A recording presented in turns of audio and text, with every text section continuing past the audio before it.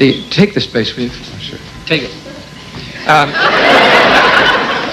This is HBO home box office, the sixth annual Young Comedians show, and we're very pleased. Set the bass down somewhere, Tony. You want to hold it for a while? Yeah. Okay, and we're really pleased that they thought enough of us to ask us to host the sixth annual. This is very important. The sixth annual Young Comedians. We feel qualified to host this show because we too were once two young comedians. So we know what it feels like to be two young comedians. That's right. So that's why we're qualified. I'm glad you brought that up. Now, this show may look very simple to you all. It's not a big production show. It's on location. This is live, of course, live at the Roxy, Sunset Strip, Los Angeles, California. But shows like this take a lot of planning. These are very, very difficult shows to produce. Tom, do you ever wonder how many man hours it takes to put together a show like this? Well, anyway, there's so many. I didn't know I was going to be asked that question. You see? No, I didn't know. I wasn't ready for that. I didn't really. Well, give me a chance. Lisa, what was the question? How many man hours does it take to put together a show like this? I don't think you understand. I wasn't ready for that. I thought maybe a metric question or something on metrics. Okay, let me take a guess. Let me take a guess. Okay. Okay. How many man hours does it take to put a show together like to say? Okay. It's off the top of my head. I want to win. Okay. 60 man hours. No. 700 man hours. No. Okay. 8 weeks. 8 weeks. You don't understand the question. No. You don't understand the question. That's what I'm trying to tell you. Just relax. That was a rhetorical question. Yeah, but don't you? I'm trying to give you an answer. Hey, a rhetorical question does not require an answer. You see? It just makes you wonder.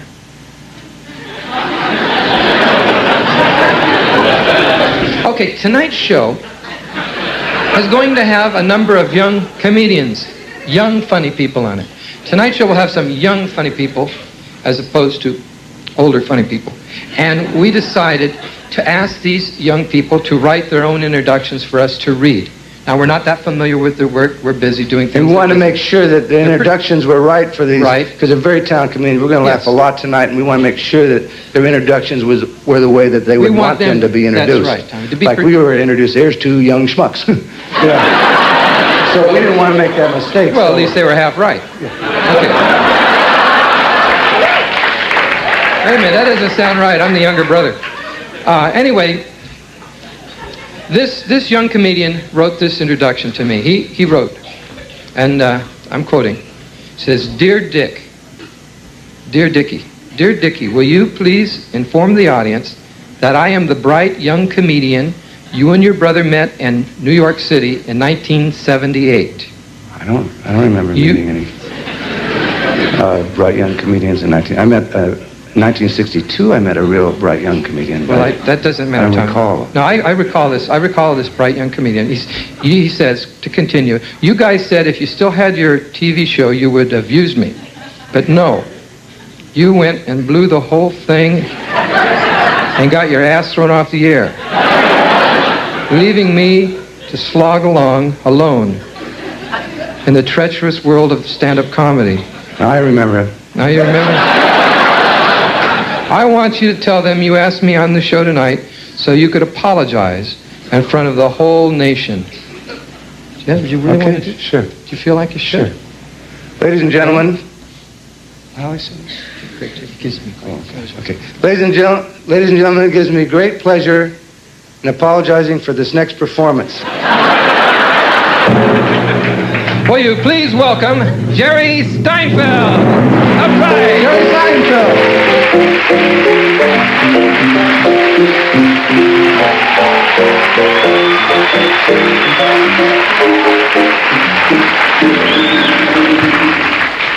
Thank you very much. Thank you. I love those guys. Don't you? Nice to be here tonight. A pleasure to be here tonight. It's a beautiful night. I just got back to Los Angeles today. I'm pretty excited about it. Nice weather we're having. Weather never changes here that much. You notice that? It's always the same. And weather reports are always the same. They always show you the same things on the weather report because they don't really know. So they try and cover it up. They show you the maps. Highs, lows, fronts. And then my favorite part, the satellite photo. This is really helpful. A photograph of the Earth from 10,000 miles away. Can you tell if you should take a sweater or not from that shot? I gotta buy some pajamas. You know, you have to readjust a little bit. Pajamas have got to be the world's funniest clothes. Who designed them to look that way, like a little tiny suit? You notice the little collar buttoned down. And a breast pocket. There's a useful item. Is anybody using the breast pocket on your pajamas? What, do you put a pen in there, you roll over in the middle of the night, you kill yourself? Now, I also bought something that I had never in my life owned before. You may not believe it. Slippers. Never had them. Never had slippers. I'm looking at these things. Well, basically, there seems like two kinds you can get. You can get the slide in. These are like emergency slippers, I guess. You could set these up by the side of the bed, case of a fire. Hey, you pick them right up and get, you know, you can really save time with those. Or you can get these slippers which have backs, kind of like shoes, which if you have pajamas looks like a suit. This completes the effect. Now you get yourself a flannel briefcase, you're all set. You oversleep, go right into work. There's no problem. I bought some socks, which I've had before. But I'll tell you, no, you don't inspect these articles as you buy them. Think about socks. Of all articles of clothing, socks, more drive, more ambition than any other thing. How many times you do a big laundry? You go to the dryer, you take out your socks, you count them up. One of them got out. He escaped. He took off on his own. What are his chances out there? I don't think they're good. Sometimes you see a dirty sock by the street there. Did you ever see one, just one sock? It's a sock that didn't make it. I don't know how they escape. They have their own ideas. You know, sometimes, so we catch them, sometimes they'll hang on a sweater. That's like a freight car to them, you know. It's just... And he slips off and they try and get out. I'm very impressed with that. You know what else is funny about socks? They always give you that little, when you buy them, that little plastic hanger on the top.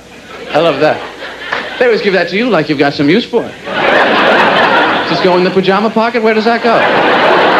Does anybody use the little hanger? Anybody have a tiny sock closet at home? Tiny little doors, you slide them open. Pick out what you're wearing the next day. I don't know. Shopping, it's a great challenge. Thank you. Little stray laugh. They're building a new mall down here. I know everyone's excited about it. I'm a little tired of malls. I don't know about you. Every mall is the same. Every mall has a piano store. I have never seen anybody in there buying one. You go to the mall, you've got $20, $30, you get a book, pair of shoes. You ever see anybody go, hey, before we leave, let's get one of those pianos. They're only $1 million. I like to go in the greeting card stores. I think they're interesting because greeting cards really reflect, you know, what people are saying to each other. The style of the greeting cards, the communications. There's a section now in every greeting card store I've been in lately where they have greeting cards with no printing on the inside, though. See these? I mean, this is a comment. No words, no message, nothing. It's like Hallmark is saying, hey, we don't know what to tell her. You think of something, pal. For 65 cents, I don't want to get involved. I don't know what you're doing over there. Then they have those greeting cards with the couples on the front. They photograph them, you know? These hazy focus people. They're always having picnics. There's always a tree, a pond. Who are these people? I don't know them. I don't want them on my card either. What am I going to write inside there anyway? Here's another couple having a better relationship than us.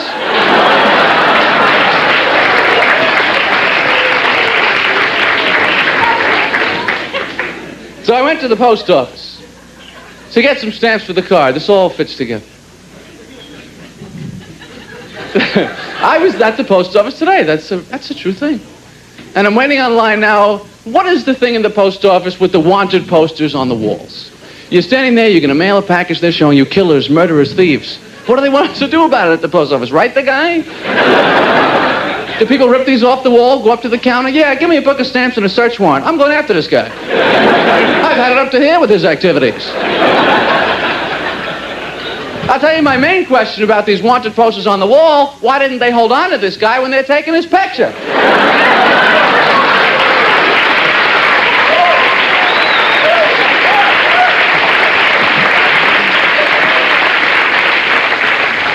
What are they bothering us for? Amazing things like that. That's what life is all about. That's what my act is all about. Amazing things. I want to go to the Guinness Museum because I love the Guinness Book of World Records. I love these amazing things, great records that people set. Some of them, not that you would want to have for yourself. You know, I mean, have you ever seen that guy who's got the record for fattest man in the world? Bob Hughes, the fattest man in the world, 1,400 pounds. Ladies and gentlemen, the man has let himself go. Come on, Bob, have a salad here. Do something. I used to feel bad talking about the guy, you know what I mean? I used to think maybe I would offend somebody in the audience, but then I thought about it. You could be in the audience, you could weigh 1,000 pounds and still go, he's not talking about me. This is a man with a serious weight problem. I've got it under control. But 1,400, it's too much. Bob, wherever you are, if you're in the world, go on a diet. Take off a couple 100 pounds. But you realize 200 pounds on this guy doesn't even make a dent. And if you were a friend of his, what would you say to him? You know, you look great, Bob. What are you down to, 1,200 now? You're a rail, baby.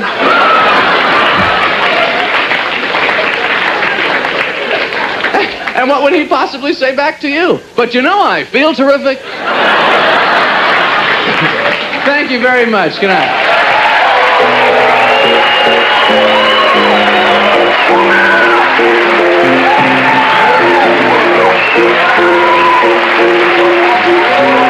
Jerry Tony Kirksey.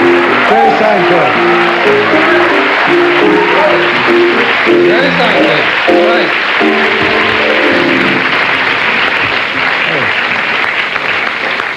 Hey, that's good. Hey, That's any Italians here? What for? Italian right there? Italian? Yeah, I got one for you. No, Tommy, this isn't the time for This ought to take a second. Tommy, I'm this not is gonna, for young comedians. I'm just going to take a second. This is for the Italians. I got it. This is funny. E mangi la porta. Mangi la porta. What does it mean? It means eat the door. It's not funny. It's funny. It's a classic Italian punchline. It's eat the door. Mangi la porta, eat the door. This room was filled with Italians. You'd hear a roar that you wouldn't believe. Even Sicilians will smile at that one. It's like, mangi la porta, eat the door. It's a classic punchline. Well, what's the joke? It's a rhetorical punchline, Dickie. You say that just makes you wonder. Just introduce the act. Okay, well, as we said, each of the comedians wrote their own introductions, and I'd like to read this. Up front, right over there. Dear, Start again. Dearest Tommy, please tell them that I am the only woman on the Young Comedian show this evening. She's the only woman on the Young Comedian show this evening. But things have been going well. I made sex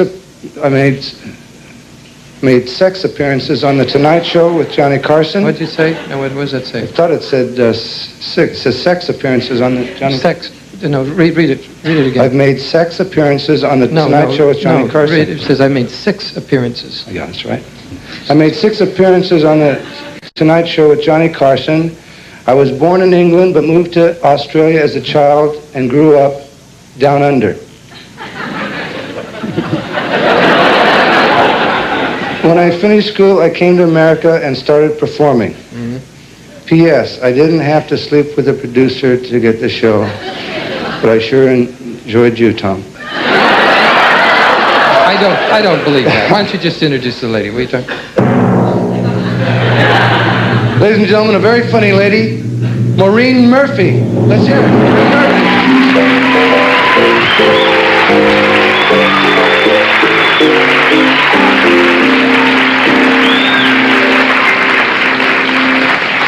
you. I have really discovered something wonderful. I have discovered these romantic Harlequin Gothic novels that all the women are reading. And I'm really into this one, and this is so exciting. I mean, just listen to this.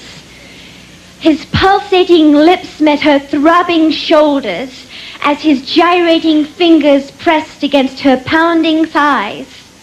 She could feel his pulsating, heaving, throbbing, beating pulse, pulsating like a heaving, throbbing, swelling shaft of thrusting sunlight.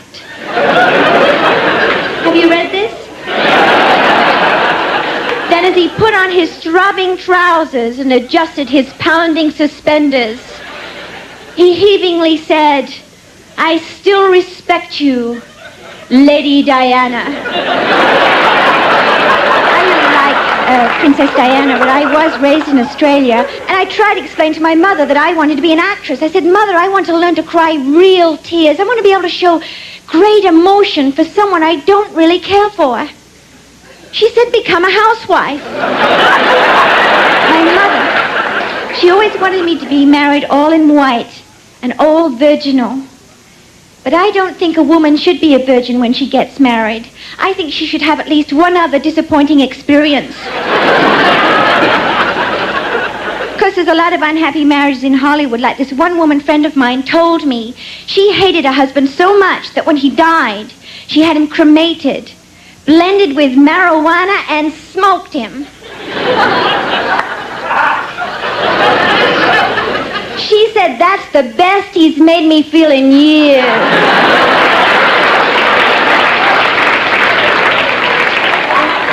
But even dating is different. See, in Australia, a bloke will take you out to dinner, and if you don't come across, he won't ask you out again. It's different in Los Angeles. Here, you don't get dinner.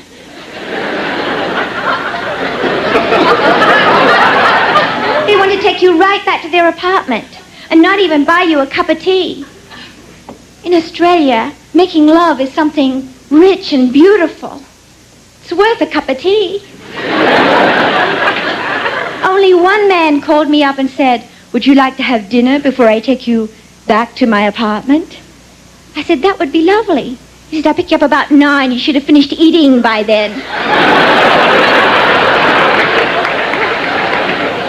And then he called me baby all night. He went, "Hey, baby, prove to me that you're my baby, baby." So I did. I dribbled on his shirt. I met him in a disco. And you know the kind of man you meet in a disco? The kind that blow dry their chest hair? They're so vain with all the mirrors, the way they look at themselves while they dance. I went home with a man I met in a disco once, and there was mirrors all over his bedroom. And he finally said, "I want to make love. Would you mind leaving?" I just wish men were more romantic, like they were in the old days, like bring a woman roses. My mother would always say, a rose is the perfect symbol of romance. It dies after a few days. Its pretty petals fall off, and all you're left with is the ugly, prickly thing. So I was brought up Catholic, and we were told that if we touched certain parts of our body, we'd go blind. Now, when I came here, I could see that wasn't true, because most baseball players have very good eyesight.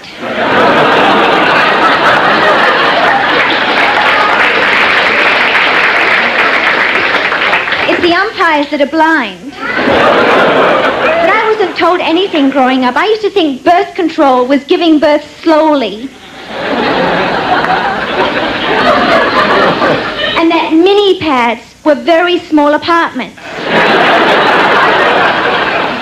See, we were never told about the curse.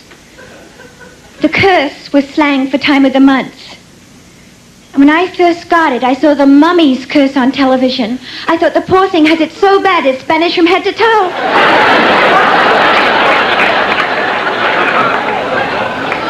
And I think women are so independent. Well, there's even a woman in Los Angeles that owns her own football team. Georgia Rosenblum Frontier.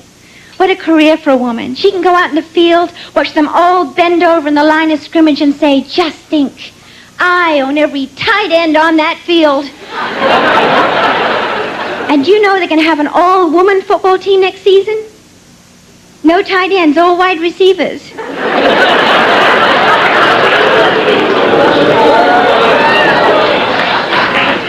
I think women are so independent that one day, perhaps we'll have a woman president. Don't you think a woman president would be great?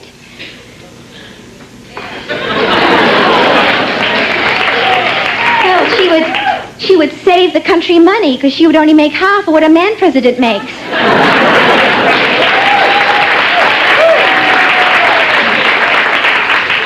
And even with Billy and Jimmy Carter gone, there'd still be 2 boobs in the White House. But you ever notice that when a woman gets to have an important position, they always say things like, she slept her way to the top. But they never say that about men. Senator Hayakawa, he slept his way to the top.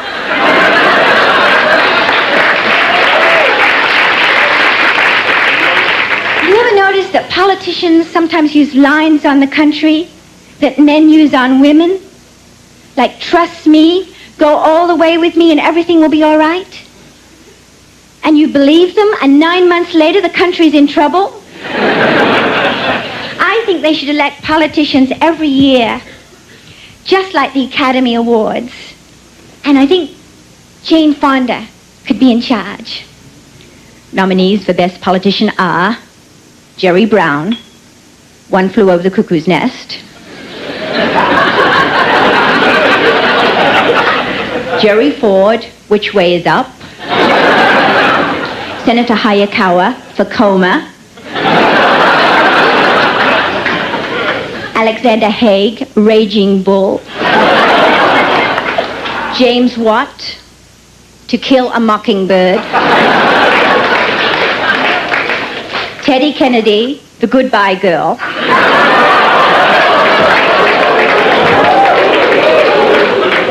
All right, Teddy Kennedy, A Bridge Too Far.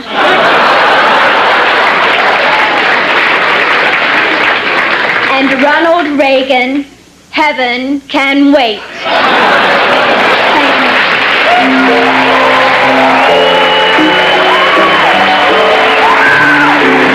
Maureen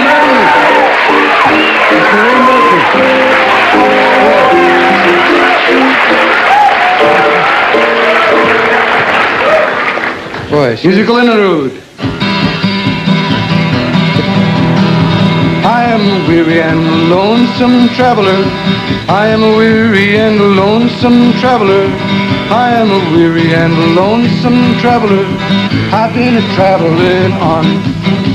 I've traveled in the mountains. Take it. No. Traveled in the mountains. Take it. No.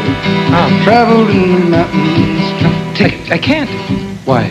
Why can't you take it? I don't have a bass. How can you take it when you don't have a bass? I mean, you've been standing up here saying, take it. Here I am standing with no bass. You're saying, take it, take it. How can I take it when I don't have a bass? Where is my bass?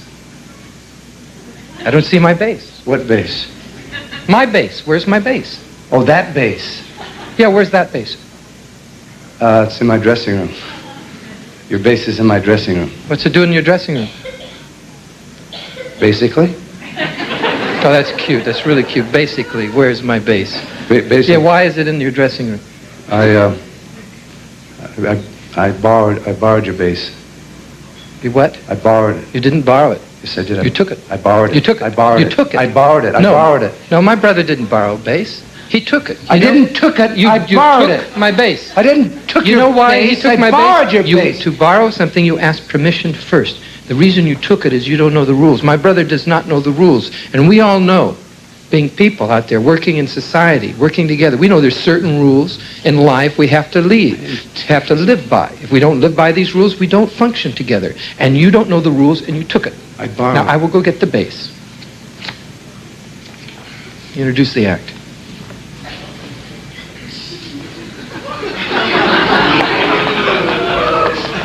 It's in my dressing room. I left it in my dressing room. I borrowed it. This is the next comedian. Hi, Dick. Well, he left to get his bass. Hi, Dick. I am a man who is a liar, a cheat, a braggart, and a thief. I think you and I could become good friends. Hit it, Jack. Ladies and gentlemen, meet Harry Anderson. Come on.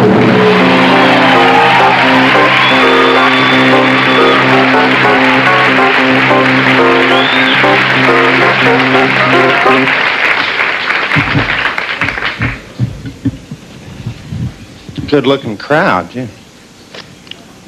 Warm you up with a card trick, darling. Take that deck of cards. Examine it, see that that is an absolutely ordinary, unprepared deck, and take your time, because I'm going to do the trick with this deck here.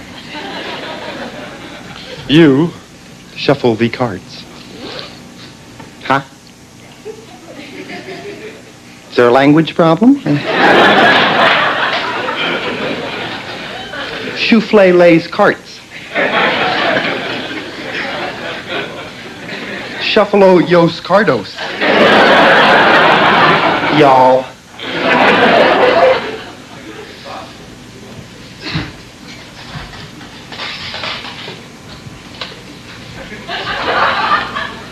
Mix the deck.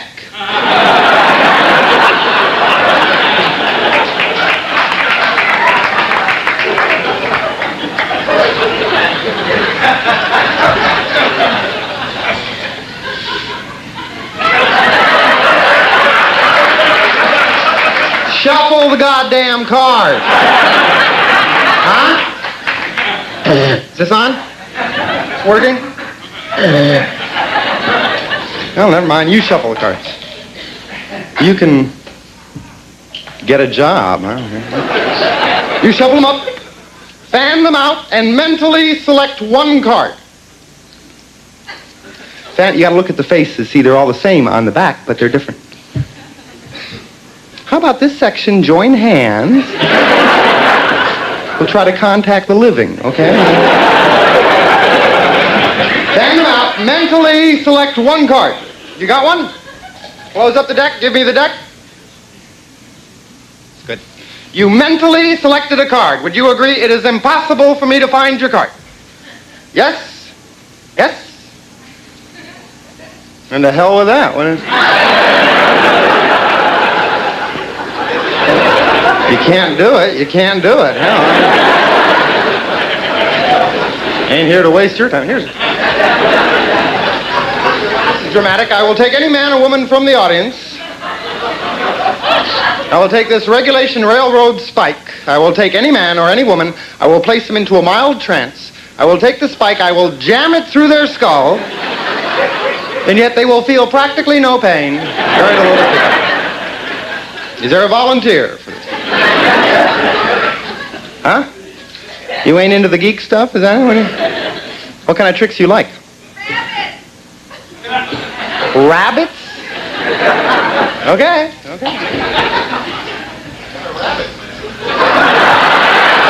don't think it's nearly as dramatic.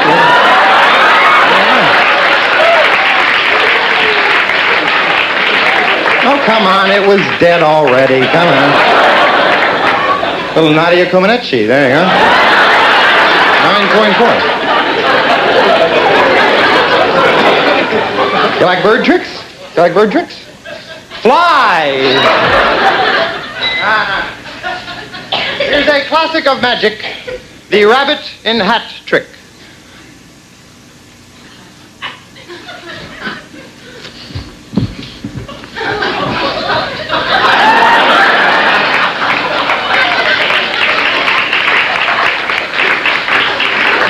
Here's an amazing feat.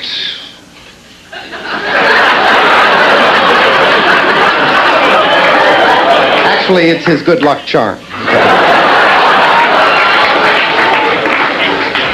Okay, back to the card tricks then. How about the oldest swindle known to man, first performed by Philistine slaves in the year 1700 B.C. at the feet of the ancient pyramids of Egypt under the careful eye of the pharaoh, and smuggled into this country in the bilges of the vessels of the Spanish Main by Portuguese sailors, little bitty wogs, who were summarily executed for betraying this ancient, dark, and dankest of all secrets, so I begin each performance of it with a small moment of quiet respect for those who gave their lives. Amen. Here's how the game goes. Little game of hanky-poo.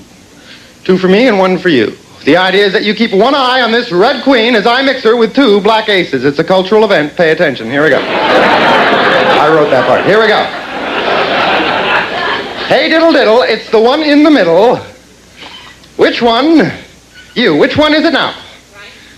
On the right? No, I'm sorry, it's the one on the left. Nice try. Take off all your clothes. And I'll give you another shot at it. Here we go. Which one now? Left? No, it's on the right. Hey, don't get pissed. Get even. Come on. You get another shot at it. Here we go. Make it easy this time. Make it easy. Once, twice, which one?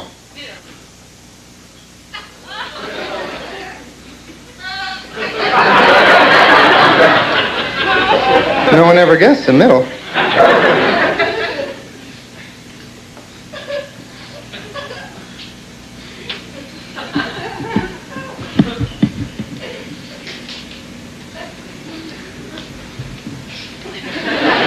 Boy, that stinks, you know? I mean, you do a trick for thousands of years and it craps out like that.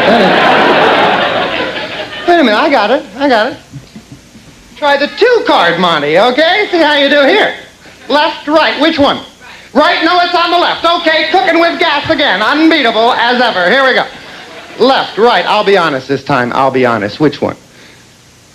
You know, my granddad always used to say, never eat at a place called Mom's, and never play cards with a guy called Pop, and never trust honest man. That's the 3-card Monty.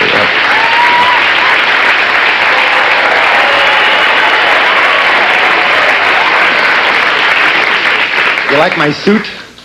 Do you? You like the suit? It was a surprise present from my wife. It was on the chair in the bedroom last night when I got home. I love it. The jacket's kind of big, but it came with a wallet. Whole thing. I need some help. I got to choose somebody to help me.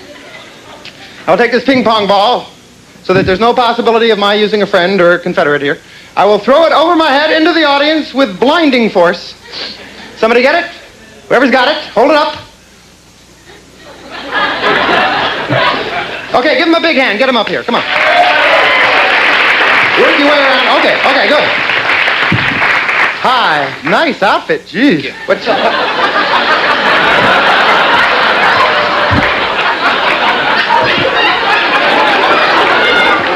I would let you keep this, but the situation is the producers pay for the cards and stuff, but they have me by the balls.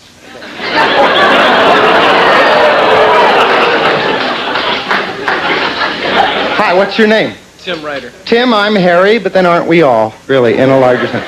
That is beautiful. That's styrofoam, isn't it? That's lovely stuff. Huh? Tim, these folks don't think I can do the real stuff. Show them.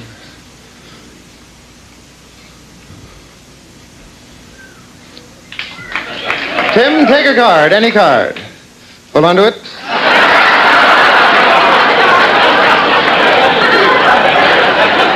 Nobody really gives a damn, Tim, because we're doing the ultimate card trick. You'll love this. This is my favorite thing.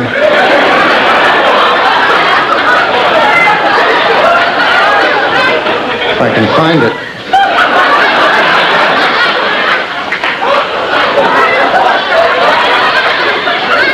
I didn't come out without my thing, did I? I got it. Now that ain't it. What is that? That must be a roll of certs. Oh, here it is. An invisible deck of playing cards. Tim, take those cards and shuffle them up. That's good. You gotta take them out of the box first. Okay, give me the box. You shuffle the cards. That's good. Pick up the ones you dropped. You're good at make-believe, Tim. That's good. You know why? Because fairy tales can come true. And it can happen to you if you're young at heart. Or would you rather be a fish? Everybody, A fish is an animal who swims in a brook. He can't write, name, or read. Ooh. We're losing them, Tim. Give me the cards. Okay, come on over here. I will fan out the cards. I want you to mentally select one card from that deck, not the ace of spades. That would be too easy. Get one in mind. Don't tell me or anybody what it is, but do you have one? Yes. Well, you're on better stuff than I am. Put them back in the box, and you get to keep all that as a souvenir from home box office, where comedy is not just a word, it's a noun.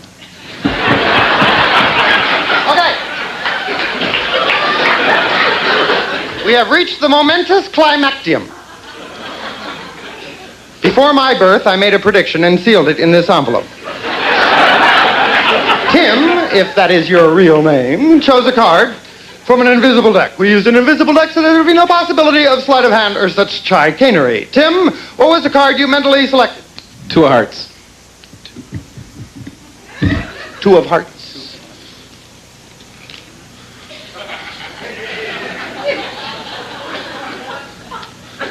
Want to change your mind?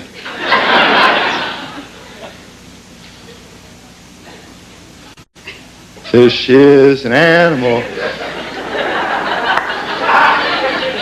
If I reach in this envelope and pull out his card, that's a big finish, right? I mean, are we talking applausola if I pull out his card? Okay, I ain't done it. But, and this is your big but, if I reach in and pull out his card, you all go nuts, right? And if I pull out a card that's pretty close to his, like the same color, that's not bad, right? Boy, they turn on you, don't they? Yeah. Okay, your card was the 7 of? Two of hearts. 2 of hearts. I hope your kids have buck teeth. You know? Doesn't bother me. 2 of hearts, doesn't bother me. I reach in, I pull out his card, you all go nuts, right?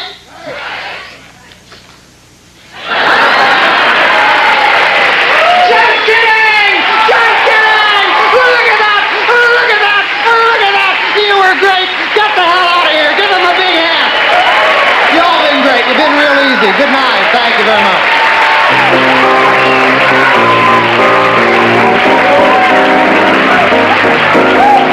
Harry Anderson, come on. Just do it.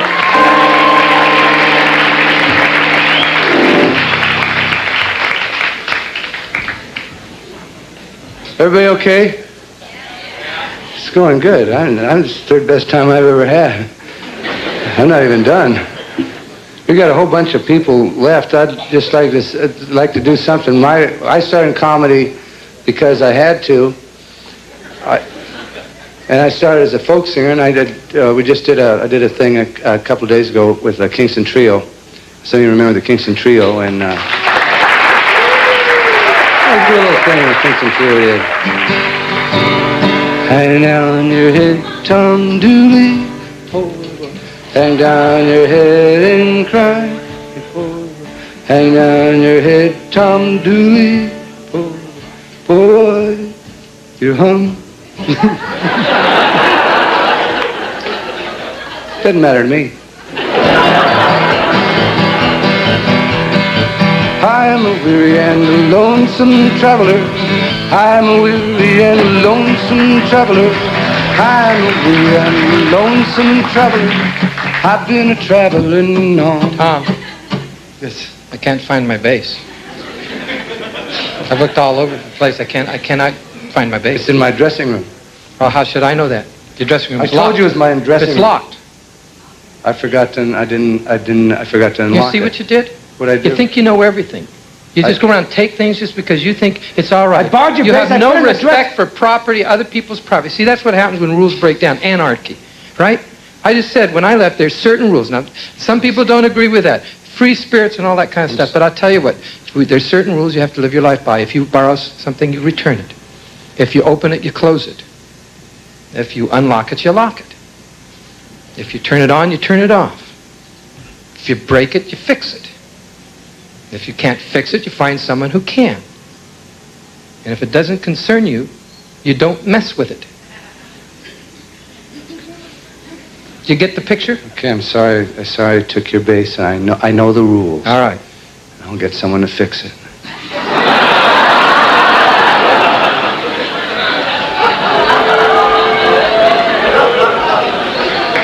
My brother broke my bass. He broke my bass. You caused it to be broken. No, just shut up. You had your turn. You just be quiet. It's all right. I didn't know how to play it anyway. This young comedian wrote this introduction for himself. He said, "Dear Dick, will you please tell the audience that I originally started at the Improv in New York, but I've recently moved to Los Angeles." It's funny. Anytime anybody gets successful in New York, they come to L.A. But they make fun of us out here. I don't understand this. Okay, but that's the truth. But I have recently moved to Los Angeles. At first, I found some difficulty in adjusting to the Hollywood lifestyle. But now all I want to do is fill my jacuzzi with Perrier and go bobbing for Quaaludes. A very clever and inventive young comic. Please welcome Rick Overton. All right.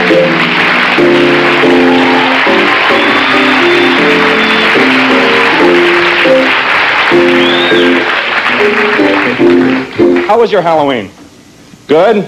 Yeah, but I don't know. These kids, this is Hollywood here. Oh, I'm sorry, talking while you were. That's rude of me. No, please, go right ahead. No, Hollywood. See, this is where the kids spend a fortune on these costumes. They buy these tremendous, the Star Wars. Man, I had Star Wars out the ass. I couldn't take it anymore. Like kids are spending $3,000 on an outfit. The kid's not going to college now. He's going to get into character. It's like, boo, boo. I'll get it.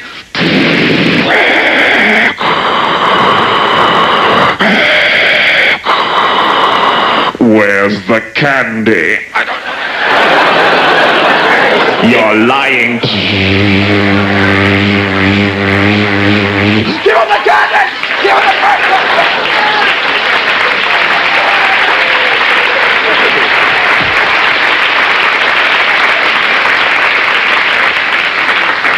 Empire Strikes Back. Young Luke has just finished studying with that little green bastard with yogurt. Yoda. He's studying with little Yoda there, little Muppet head there. And, you gotta be a schmuck. You're studying with a Muppet, Luke. Hey, there's people under there. So, anyway, the thing is, it was like a soap opera. You follow him, he's about ready to face Vader. It's the classic David and Goliath confrontation. But, of course, Vader's the old pro. He set the kid up to come onto the floating city. But Luke is young and cocky, and he's got his sword out. He's like...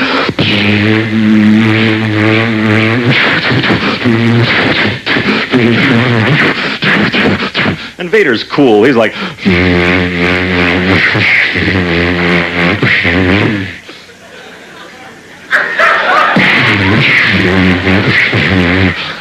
And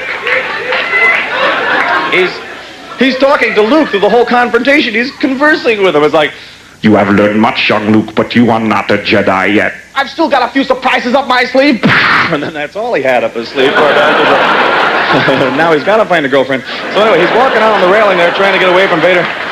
And Vader's trying to bullshit him back onto the symbolic path of evil again. It's like, Luke, you do not yet realize the full potential of the dark side of the Force. Obi-Wan did not explain all there is to know. he told me enough. He told me you killed my father. Luke, I am your father.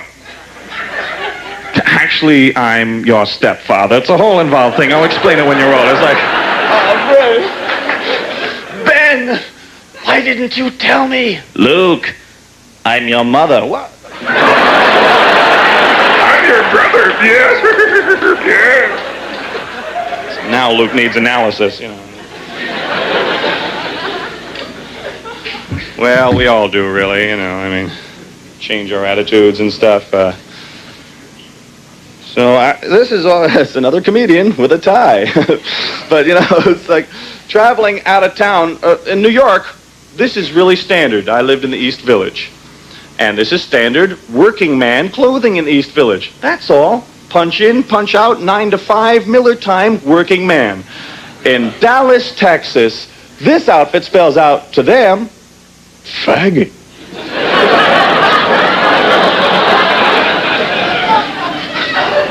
Spells it right out, boys. Faggot. This is faggot? I had to explain to these guys. You don't understand. In the East Village, the guy with the cowboy hat and the muscles is the faggot, okay? Thanks for that.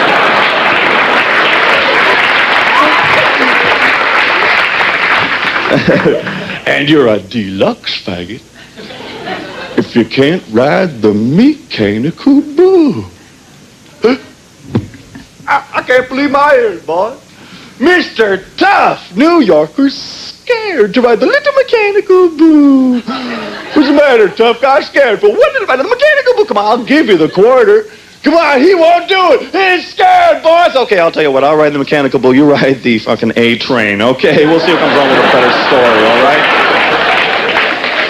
In fact, we'll see who comes home. At all.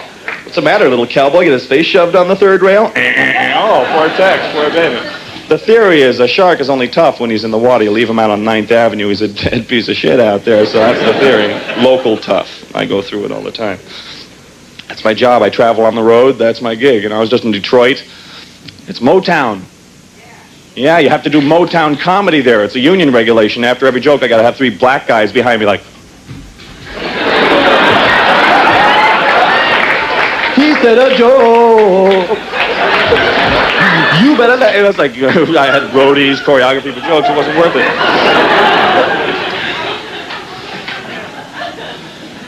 But I like it here. My big problem now is I thought I'd escaped all the religious fanatics. Evidently, I have not. Every airport, it's a franchise. I got those guys coming up. Hi, do you believe me? Here's the pin, here's the button, here's the judge. Get out of here. They won't take no from this out-of-town face. They would take no from Clint Eastwood, though. Hi, do you believe in God? How would you like to meet him personally, asshole?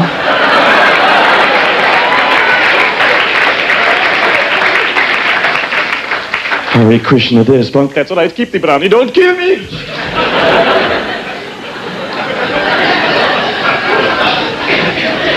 I'll put a dot on your forehead if you want. See, there's that American attitude coming through. What's this dot bullshit? Got a good religion, you know. American attitude, so funny, you know. That's my WASP training coming through. I am a WASP. Any WASPs out here? Yeah. Yes, don't be ashamed of being a WASP. It's just another form of ethnic. We happen to have roots, too. WASPs, go back to your homeland. Connecticut. Connecticut is Waspland. They got a factory there that makes guys named Walt. I've never seen so many asshole Walts in my entire life. They run Waltz off on a production line, drop him in his polyester suit, and he's ready for the real world. It's like, hey, plaid, my favorite color. You can tell when he's a new Walt, he's still breaking in that WASP vocabulary. He's like, these kids today, where the heck do they get the energy? I just don't know. Oh, key Christ. Whoops, pardon my French. Don't get me started, because I'm a caution or something. Goes outside, the neighbors across the way. Hey, Walt, care for a martini? No, thanks, Bob. Gotta help Marge with the lawn. Honey, got any more pink paint? I want to touch up the flamingo out there on the lawn. Yeah, you know, those darn college kids stole the Mexican and burro we had out there about a year ago. So now we got to keep our porcelain Negro in back. Come on, I'm teasing. He's in the den. It goes back in, the sun's there. Dad, I got a varsity letter. Well, woo-hoo-hoo! Atta boy, I'm proud of this boy. Listen, son, later on to celebrate, we'll go down to the mall shop and catch a couple of shakes. Sorry, Dad, can't make it. I'm a lesbian. I'm a junkie. Oh, that kook. He's just going through another phase. Little kids there. Daddy, I hurt my knee. Hey, where's my little soldier? But it hurts. Where's my little soldier? This is where the fucking shit wouldn't hurt Where the fuck did that fucking kid pick up that fucking language? I didn't teach him that fucking language. Marge, you teach him that fucking language? Come here, little fuck. Where the fuck did you learn that fucking language? I don't know. Now I'm confused. And where'd that confused little kid go when he grew up? Ta-da! Here he is.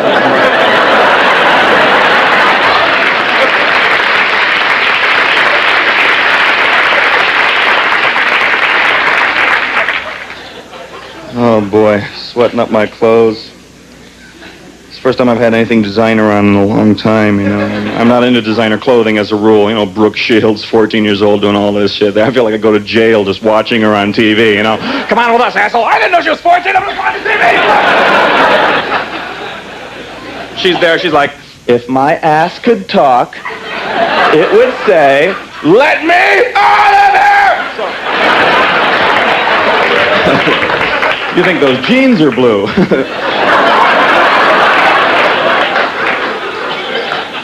You got Jordache jeans. I was there when they named Jordache jeans. It was in New York. This guy's trying them on. This Puerto Rican guy walks in like, yo, Jordache sticks out when you wear those.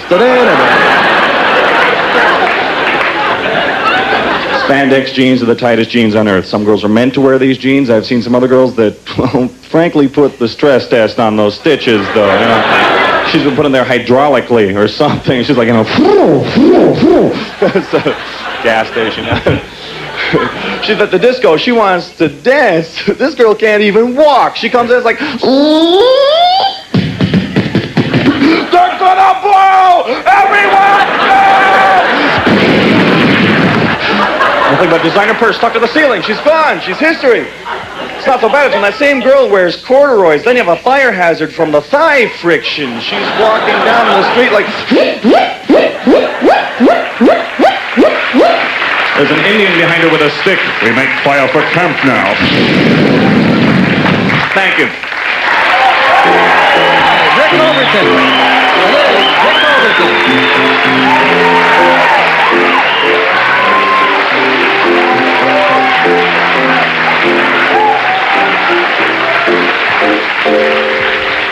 Oh, wow, he was great. God, I thought I was the only good straight man here tonight. We want to move with another comedian who wrote me this introduction. He said, Dear Dick, please say that after conquering the nightclub scene in New York, I moved to Los Angeles. There's another one. And now both act and write for TV and movies, as well as continuing my stand-up career in nightclubs. And I am very proud to say that I speak with the easy assurance of the unconsciously ignorant. Ladies and gentlemen, please welcome Richard Lewis.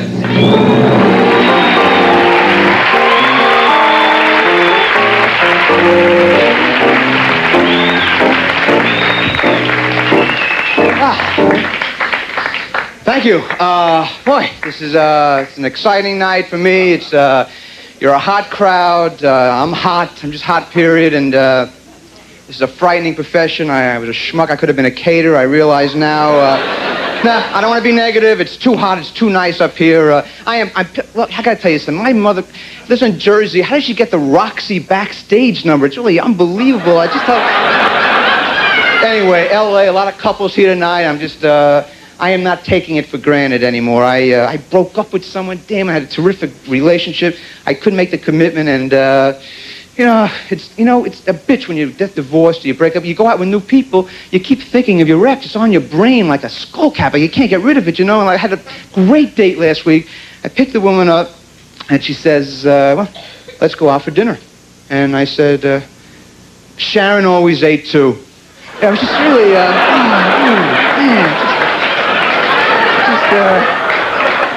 it just put such a damper on the whole evening there, and after I split up, I couldn't live alone. It's frantic time living alone. I went to one of these roommate places. I swear, I never thought I would do this. You hear about people going, spending bucks, $50 to try to meet a roommate from a computer. I feel like a fool, but I did it because I was desperate, and I go in there. It's in Westwood, And the woman took my money, and I was meeting my prospective roommate. And she said something like this. I don't mean to be sexist. I don't do any women's voice. But she said, well, I'm quiet, and I'm a writer. I'm 37, and I work for UNICEF. Well, hey, bingo, that sounds great to me. Move right in, a furnished apartment in Westwood. It's sort of a, debilitating apartment. They give you all the furniture. I had a picture over my couch. It was a rabbi on a Brahma bull. It was really, it was horrible. And we're in there in this furnished apartment. And the first night, she's typing away. It was quiet. It was fantastic. I knock on the door. I go, look, Helene, I just want to, make an impression. I actually said I want to make an impression, which that was a stupid thing to say. So I'm going to go get some chicken now. What do you want? Colonel Sanders, whatever you want. Get the backs, the sides, the wings, whatever you want. On me. And she turned around and she said, your mother sucks cock in hell. And her head spun around. It was like, wow, it was like pea soup came out. I had to get across. It was, that's why I don't trust anyone. That's the problem. It's just, I left my shrink too soon. I had to take an incomplete. I just don't know what I'm doing anymore here. I'm not going back no more. That's too much bread. 60. I'm going to Evelyn Woods. It's like speed therapy. It's cool. It's like you hate your mother, you hate your father. $5. Boom, and you get out of there. It's living alone. I can relate to you if you feel bad about it. It's a little frightening. It's sort of a conspiracy when you live alone to make it tough. I mean, like I had this home box office jacket. I was trying it on. My button fell off. And I didn't have a needle. Gee, sorry, needle. I was possessed for a second. I didn't have a needle. Oh, I'm back. Sorry. I didn't have a needle. Gee, I'm sorry. A needle. Didn't have a needle. Needle. Gee, it's a frightening thing. Needle. Didn't have a needle. And, needle. Didn't have a needle. And I had to go. I went to the food store to get a needle. And you can't get a needle if you're single. You have to get a package. Ton o' needles. It's the most humiliating thing. Had to get the barrel o' thread. Had to roll it home on a... There's an upside to being alone. You have more time for yourself. You do things like, this is like a cable thing. I said, I'm going to get cable. I'm going to just invest the money. I said, I'm going to be home a lot. I'm going to watch movies. I got this little manual that said, Manhattan and Ordinary People. I get the book. It's great. I was psyched up until I opened up the book. It laughed. It laughed at me when I opened up the book because Manhattan was on twice. No, it's on tonight and 40 other times this week. The Hatchet That Couldn't Say No is on. Try to get some sun. Only time I look like I have a tan is with makeup for a show. I am pale city. It's like, and I sit by this little horrible pool. I have stingrays in this pool. It's like a frightening thing. And it backfired on me. The sun affected me. First of all, I'm sitting there in these little lounge chairs, which they nail on. It's like really embarrassing. And I'm always between two people on weekends who do the LA Times crossword puzzle. And I feel so inadequate about words. And, I'm always between brilliant people. Like someone will say, what is that? God damn, it's 27 words. It's Danish for splitting the atom. What the hell is that again? And the other person, man, I run upstairs. I get my TV guy out of the sock drawer because that puzzle in the back, it's a boon to mental health, that puzzle. It's for chimpanzees and morons. It's, 28 across the dinosaur, they leave the W off. It's, I don't even know why I even try to care anymore. Appearance, it's all how you feel in the guts, I have pals now trying to take me out places after you break up. I went to a rock concert. I'm pretty straight, and took the Springsteen concert. My friend brings a little joint, and he says, we're going to get wrecked. Oh, wow. Okay, look, whatever you want to do. And he puts the roach in a Sears shopping bag with his children's furniture over it, and he's schlepping this thing into the Forum. We're going to get stoned. Wow. It's we're sitting there, and he's looking for the joint for the entire show, and I'm next to a 9-year-old kid, like a 40-piece water pipe next to him. It was like he was dealing a coke from a guy from Bolivia, had a register on his thing here. It was like I just felt so out of touch. I go to a punk rock club. It's so violent. We went on Machete Night, too, which is really... I don't do the new dances there. I do the monkey. It's outdated now, They heckle you when you dance, and... these guys are doing splits, they're throwing torches in the air, they're roasting wild boar in front of them, and it's all physical. It's all physical. That's, I know I look angry up here, I'm not, I just feel it's physical, because my ex, Sharon, she was just so liberated sexually, I just couldn't come up to it. I felt so uptight in bed. I didn't know what to expect any night. It was like, I could have turned around, she would have said, did you bring the explosives? Oh, I'm sorry, I didn't,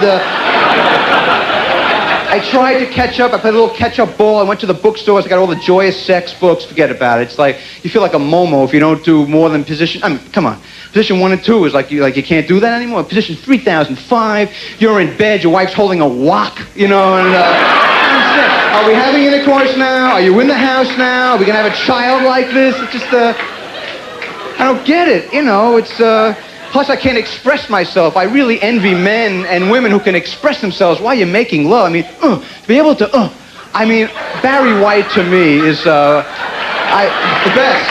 I mean, to be able, I love you. To be able to, like that, it's just, I go to this Institute in Torrance out here. I get the cassettes, and I just can't express myself sexually. When I'm like really feeling great, I write little handwritten notes. I slip under the pillow there. I get crazy. As soon as I'm having an orgasm, I give away family secrets. I go wild. We got coal mines in Montana. Oh, damn, I didn't mean to tell you that. And I just can't express myself. Once I tried to yodel. I just went wild, and 3 game wardens knocked on my door, and it was like, you know, I try to be sensitive up front. A lot of men, I think, fall into this category. You know, while you're in the act, it's like, you know, I love you. You are everything to me. You are my life. You know, it's real sensitive time. But, you know, as soon as you, have an orgasm, hey, any more frozen waffles in the freezer? Just get that. I think women are so lucky genetically. It's the best. You can make love so much. You can make love so many times in one night. It's sensational. You know, man, let's face it. We know. I know you know this. I'm not, unless you're a parakeet, you know what I'm talking about here. But you know, after one time, it's for men. Check, please. You know, and we know it's true. And yet I bullshit in bed that I can't own up to that fact. Let's make love again, Rich. Yeah, I'd like to. I think I'll put aluminum siding on the house first, and gotta lie. And the bottom line of all this, just want to be yourself. I want to express this because I swear it's a hereditary. Here it is. When I meet someone for the first time, I want to be myself. Here it is. I'll say this, and I want to fart. I say this right now, and I say this because it's a hereditary thing. My family, my father blitzed us out of North Jersey and always denied it. If only he would have farted like a mensch, like a regular guy, we never would have gone to psychoanalysis. Boom, pop, there it is. Oh, no way in a million years. It's unbelievable. It made us so nuts, you know. He just couldn't own up to it. Our family crest. There's 6 men fleeing a game room. It's really a horrible thing. It's horrible. He couldn't admit it. My mother loved it. She'll never fart in an app. She represses her whole existence. Like, I mean, when she started doing Sullivan around the house, we knew another neighborhood was going up in flames. My brother never farted. My brother was a bully, and bullies have no time to fart. They're giving you noogies on the head there. He was too tired. My sister, never. She always wore a prom dress. You can't fart in a prom dress or in a rented tuxedo. That's a law in the Koran or something. But my old man, forget about it. Boom, pop, there it is. Oh, no. Our parakeet used to cover its eyes with its wings around the house. My grandmother flipped out. Look, I don't want the green card. It's cool. I'll go back to Romania. It's okay. Boom, pop, there it is. There was like a haze over our house. We didn't know where we lived. We needed lanterns like in Moby Dick. Are we here? Boom, pop, there it is. Oh, no, it wasn't me. It was a coyote. It was a coyote over there. I got to get off. You're a wonderful crowd, and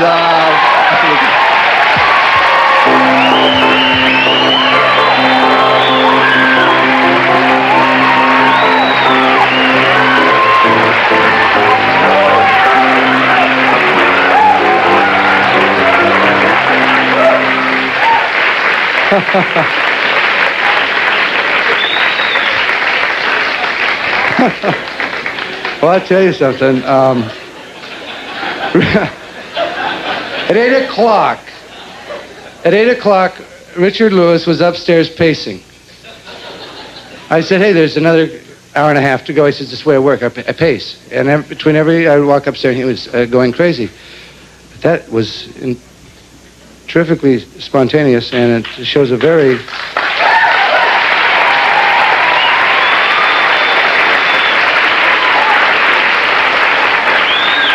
My next introduction, and this is what he wrote. He said, maybe you guys remember me from Dave's party.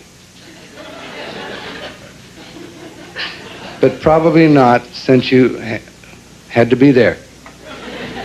I've made numerous television appearances. I'm a regular at the Comedy Store and have 2 films being released this year, which include stand-ups with Eileen Brennan. By the way, before I do this, I want to introduce my orchestra. Jack Sperling, The entire orchestra on that side. Thank you, Jack. Fantastic. Ian Bernard on all of the other things. Thank you, Ian. You're great, Jack. And I'm a regular film with drum. Okay. Jack, hit it. E minor. Now go into a major. Ladies and gentlemen, please welcome from Toronto, Canada, an off-the-wall comedian, Howie Mandell. Let's hear it.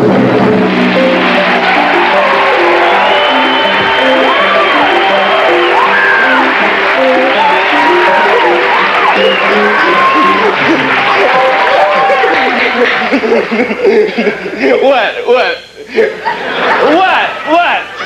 Oh. I just got a weird feeling in my ass. What? No, tell me, because I won't tell anybody. What? I'm so excited and everything, you know. Roxy, I got my alligator shirt on. I got a shit flew over and bird on my head. Okay, I got my handbag. This is my handbag. What? No. I'm so excited and everything. Do I have a stain? No. It's like giving me a boner. No, it's just. Come on. Just, all right. No, I just got that weird feeling. Okay,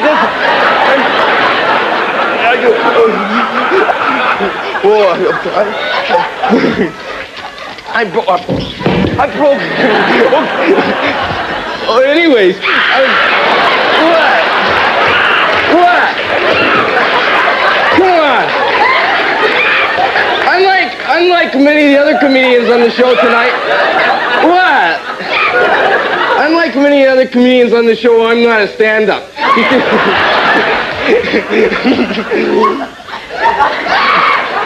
This is everything. This is, you know, I just want to do this. It's not part of the act. I just wanted to do that. Okay. No, because when do you get a chance?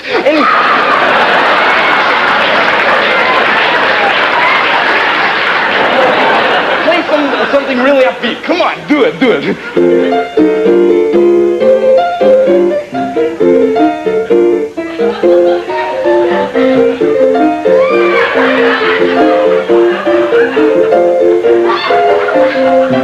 Okay, I just like music. So anyway, no, give me a chance to rest because now I'm sweating. Now my feet really stink. No, they do. I bought oat eaters. They ate for half an hour and then they threw up. Just a gag. Okay. I had this, I swear I shouldn't say this, but they have editing here. So anyway, I had this on Sunset, and you know they had the ladies on the street? You know what I'm talking about, guys. I had this, I was squaring, I had this out the window, oh fuck. And I yelled out at one, I said, you know what I like in my women? My dick. No.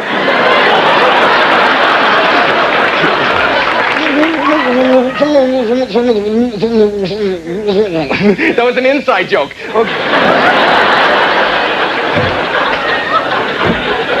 Okay, this is like mime, okay? I do it like the professionals because I watch them, okay? This is like Marcel Marceau. I got like the black shirt on, and I call this piece Taking a Picture, okay? Bear with me just a second. I gotta give me some music just to get ready. Okay, Taking a Picture. It's pantomime.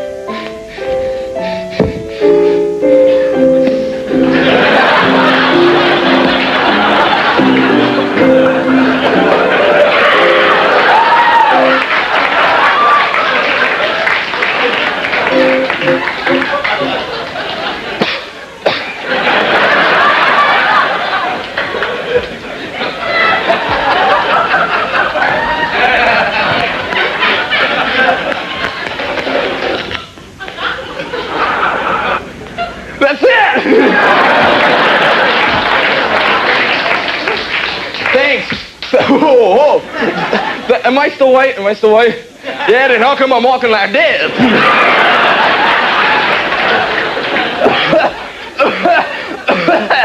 Wait, just give me 1 second. I just saw you. This isn't. Oh, I'm dying. Anyways, where did I put it? Oh, there. This is my impression of a Mexican without a car.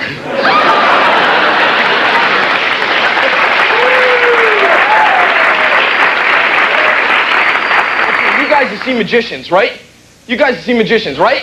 I knew it. Okay. And magicians always say that the hands are quicker than the eye. And tonight I want to prove that the hands are really quicker than the eye. So please bear with me, all right? This is okay. Bear with me. The hands are quicker than the eye. Concentrate.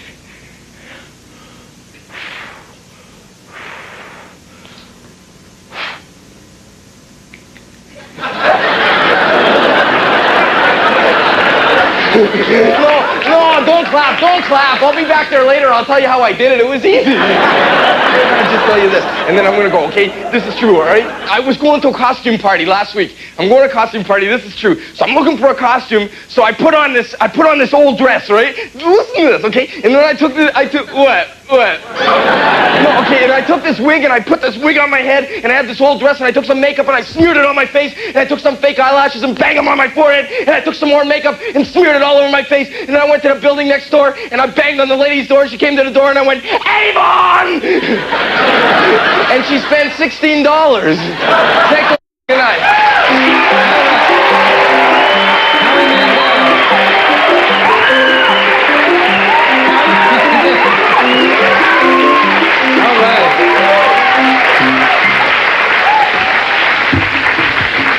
Well, hello. Well, I'd like to say that is the show for tonight. I'm glad you all spent a portion of your evening with us here at the Roxy. And what? I wasn't ready for that. My brother just taking a few shots of the audience here for atmosphere. I think we had some wonderful comedians tonight, and I would sure like you to join with me in my appreciation and your appreciation and bring them all back here for one great big round of applause from fantastic young people.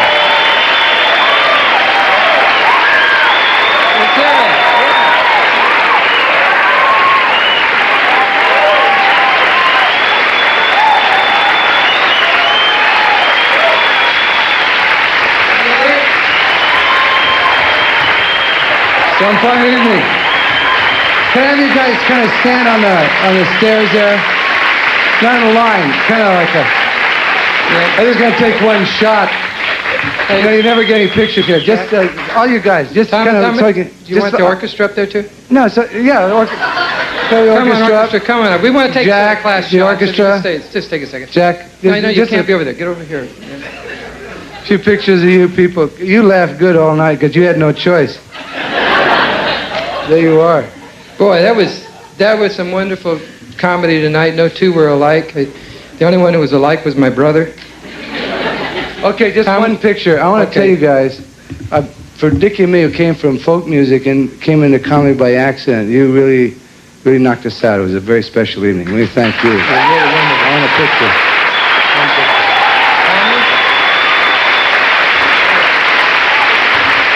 Okay, one picture and we'll start. Wait a minute. You get in the picture. Get in the picture. I love it. Something old, something new, something borrowed. Okay, this is important. Could you move in a little bit, Jack? Get over here, Jeff. Okay. Here we go. 1, 2, 3. Oh, one more. Come on, Jerry. Okay.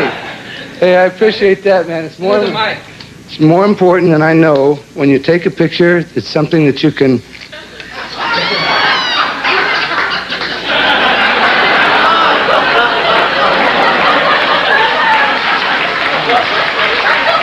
Tom. It's done. It'll be done in a second. I'm afraid to ask what you're doing, but I'm going to tell you something right now. That is not a Polaroid.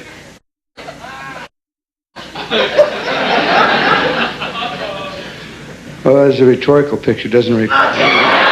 Good night. Thank you very much for coming. Thank you. Good night, y'all.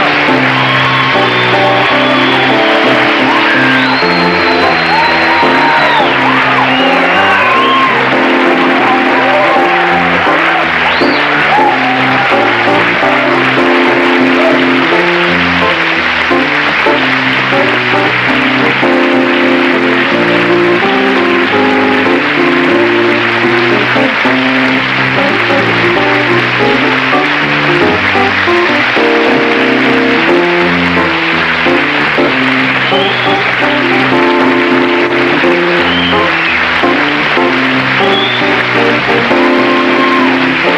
night, we have the marvelous dancing band. Thank you very much. Remember that your cars are not out there.